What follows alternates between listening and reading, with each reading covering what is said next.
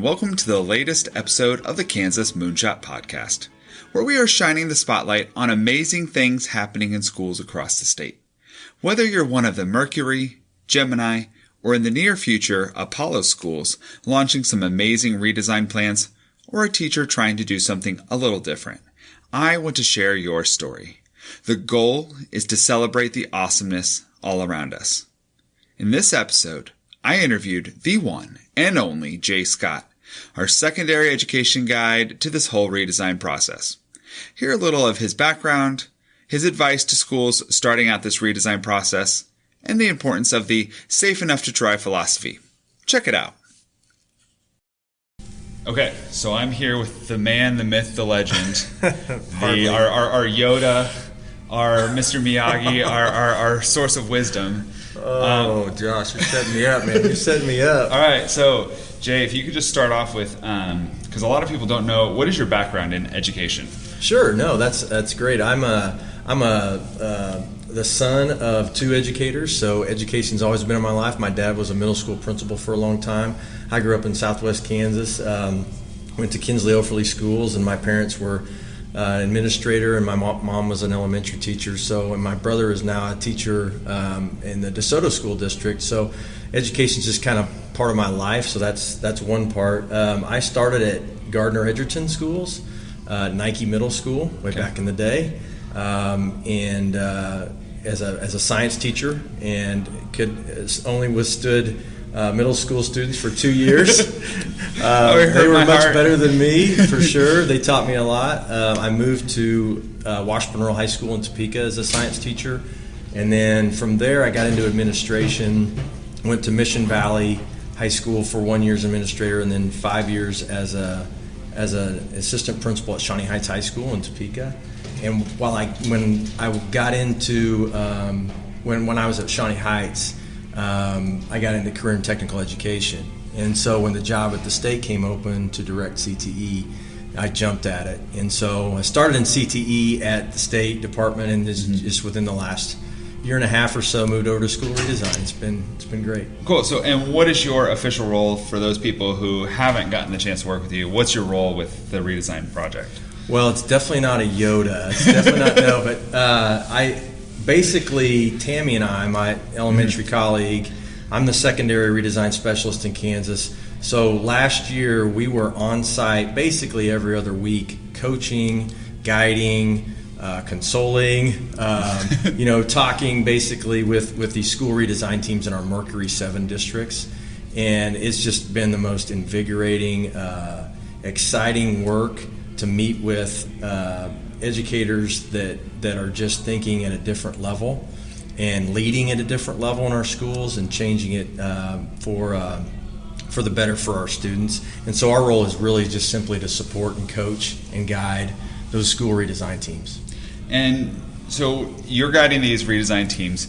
What are some things that you've seen when teams have had the most success? What are some things that those successful teams are doing? So number one is they have rock star pilots and co-pilots like Josh Stock from Latha, Santa Fe Trail Middle School. Check him out.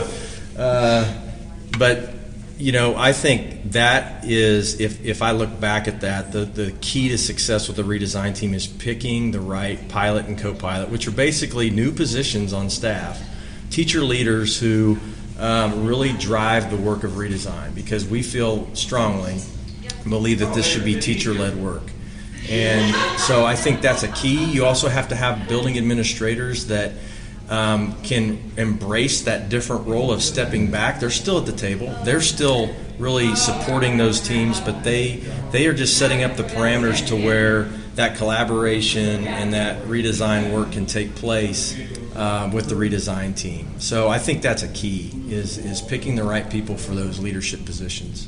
And what are some of those growing pains that new people who are just coming on board with redesign, what are some things that would help them, that maybe they can avoid some of the growing pains we've all felt through this first year process? That's a good question, Josh, because we learned so much from last year with the Mercury schools, in that we learned how to refine the process. And so the schools that are new to it now, the Gemini 2s and going forward the Apollos, they're going to benefit so much from what we learned with the Mercury 7s. I guess a couple of things that come to mind are, number one, the 80-20 rule. That if you look at your week and break it up into 80% is going to be devoted to the whirlwind, the day-to-day that has to take place in schools, all those things that probably have taken place before and need to take place. That's the whirlwind. But carving out that 20% time where you're focusing on what's wildly important.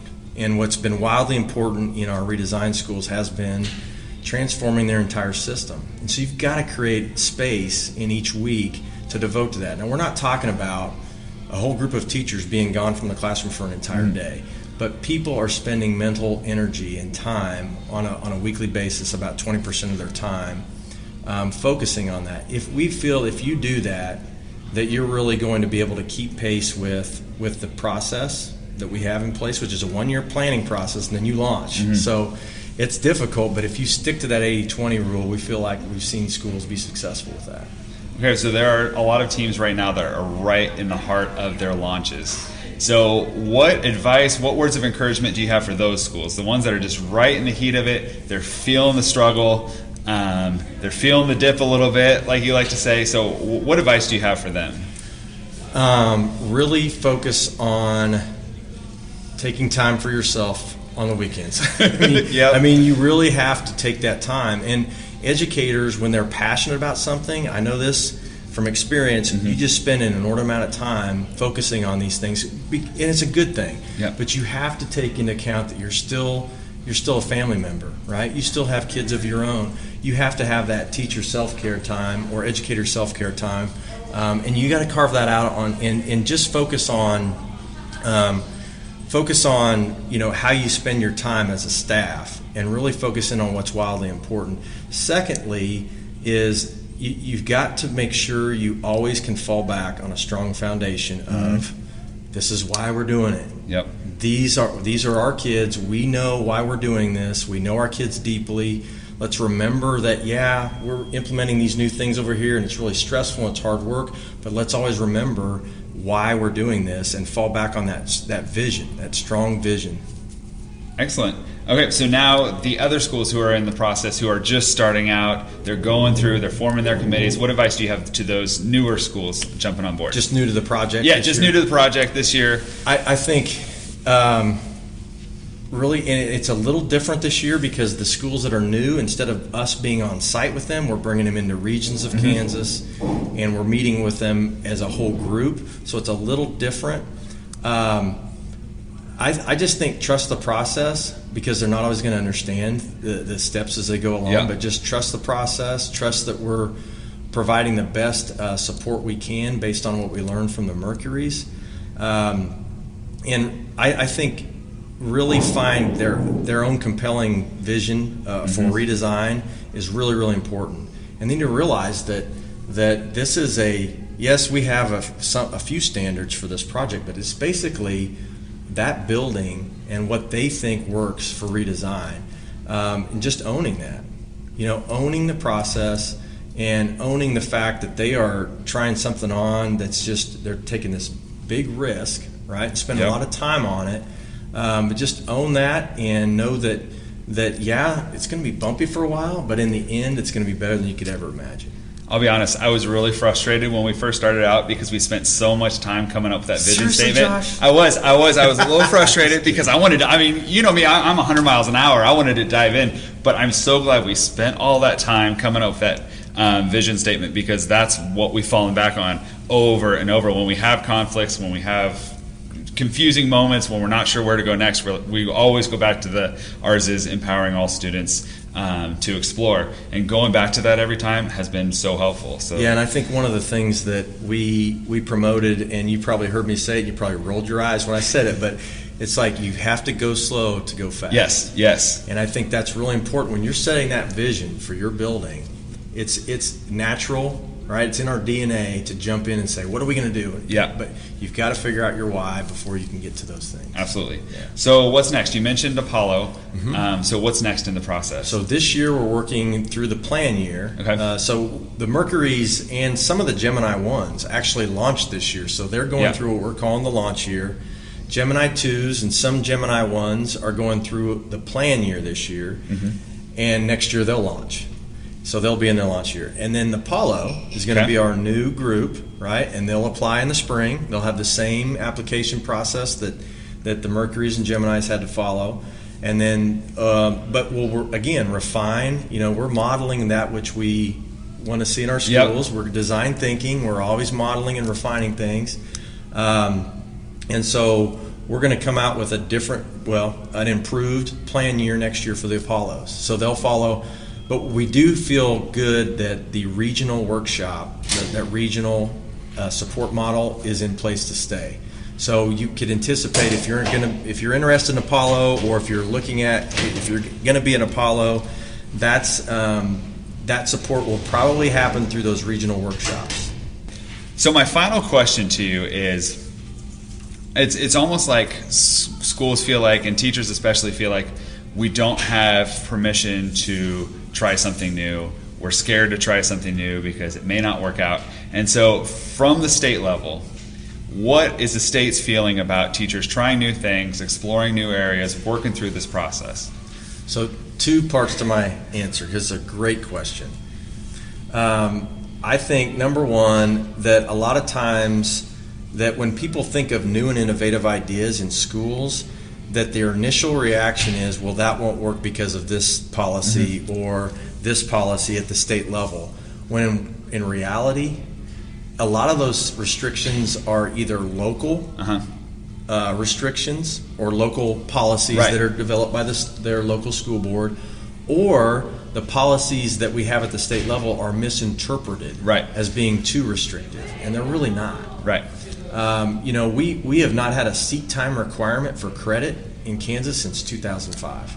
So I think it's important that people have those conversations, and when they're having conversations about like moonshot thinking, where they're really dreaming about a new school, they need to forget about the policies or what they know about policies and restrictions. They just need to forget about it, push it to the side. And then when they get to the point where those ideas have some traction, that's the point when they need to interact with us and with their local school board to look at and really dive deep into those policies. A lot of times people can do things that they don't think they can do, but they really can. Right. And then the second thing is this whole idea of safe enough to try.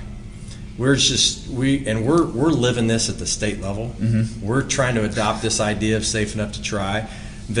And the whole idea, it's from the book, The New School Rules, and it's one of the new school rules, is safe enough to try. It's that a lot of times we talk in something, and we're waiting on consensus. Right. When in reality, if you really look at it, when you wait for consensus, you end up with a mediocre result. And so when you have when you adopt safe enough to try, if no one in the room, you bring up an idea, if no one in the room can prove that will be unsafe, then try it. Right? Just act on it. And I think that's really the essence of ReDesign, that school building administrators are empowering their teachers to do those things. And I think teachers have felt like they could do that in their classroom, but this is school-wide. Right. These are ideas they want to try for school-wide. And so I think those 2 things, really knowing the policies at a deep level, but kicking them to the side at the beginning. Right. And then that whole idea of safe enough to try. Right. When you're brainstorming, you don't need to worry about that policy piece until you're actually figuring out what are the things we want to try. Okay, now what are the hurdles that we might need to go through? What are the proper channels to communicate with? Exactly. All right. Well, thank you very much. Thank you for being on the show. Love it. Thank you so much, Josh. Thanks for doing this. It's a great connection piece for all our teacher leaders out there across the state. Thanks, Josh. That's it for this episode.